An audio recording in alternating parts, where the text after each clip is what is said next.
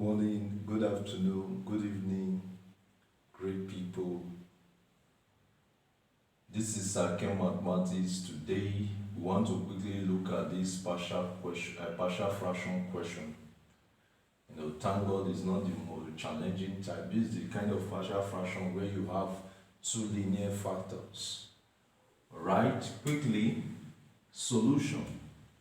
I'm going to rewrite the question 11 minus 3x over x minus 1 into x plus 3. Now, this is the full fraction. We want to separate it into two smaller fractions called partial fractions. So we'll now say let the two smaller fractions, the first one carry a at the numerator over x minus 1 plus the second fraction, let it carry b over x plus 3, because we have to, each of the fraction has to carry one of the linear factors at the denominator. That's what we just did. So going ahead, we are going to look for the LCM of them. The LCM of these two is x minus 1, x plus 3. Then this divided by this, I'll be having x plus 3 remaining, times a, I'll be having a into x plus 3, close bracket, this plus, I'll bring it down, plus the LCM here divided by this, I'll be having x minus 1, times it by b, I'll be having b bracket x minus 1. Is it clear? So as it stands now, I have same denominator here and here. So the only thing that is different is the numerator and the numerator here. We can now say therefore that comparing the numerator, 11 minus 3x is equals a into x plus 3 bracket plus b into x minus 1. Now, how do we deal with this side? It's simple. We can use cover-up method, or we open up the bracket. Now, for quicker way of getting to my answer, let me use cover-up method. Let me use what? Cover-up method. Using cover-up method,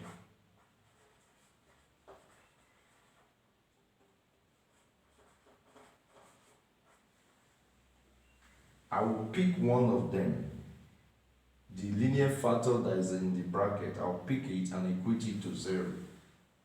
X minus 1 is equal, I'm picking this one so that I can cover up b and look forward a. So in the end, x here will be equals 1 because minus 1 will cross to the other side. So anywhere x is here, I'll put 1.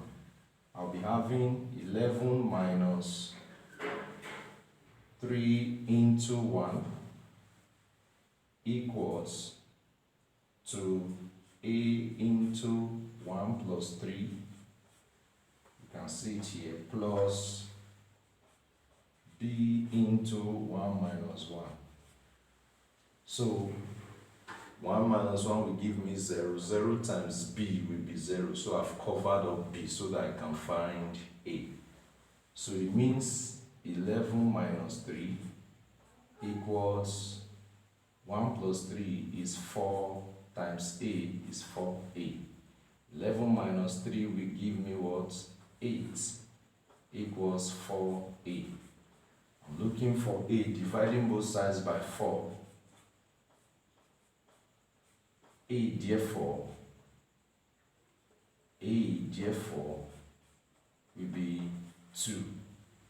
I'll do the same thing to cover up a so that I can find b.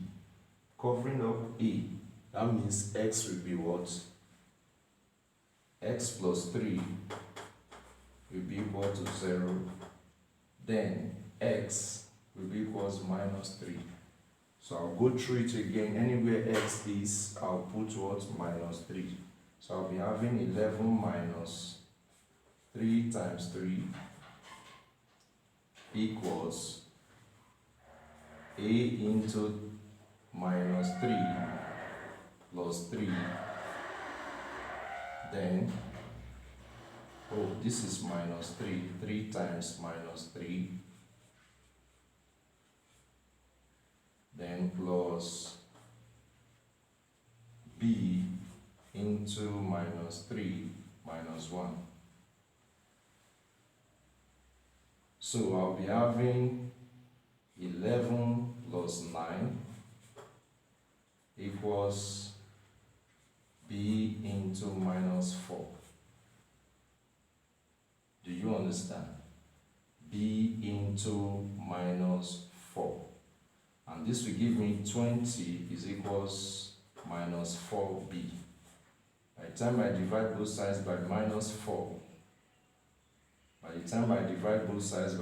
4, minus 4 will go into that. Therefore, b will give me minus 5. So I've successfully found a, which is 2 here. I found b, which is minus 5 here. So I have to fix them back. You know, there is no space, but I need you to permit me so that I can clean off this question. I'll fix my final answer there. Alright. So, rounding off my solving, I can now say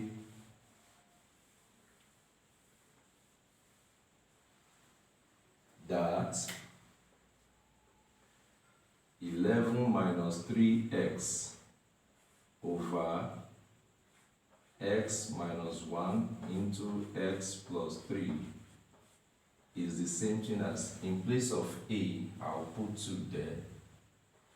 2 over x minus 1. Then in place of b, I'll put minus 5. The minus 5 will affect this. So changing it to minus 5 over x plus 3. This is my final answer. Thank you very much and have a nice day. Please follow us on YouTube, follow us on Facebook, Sarkem Mathematics, follow us on Instagram, Sarkem Mathematics.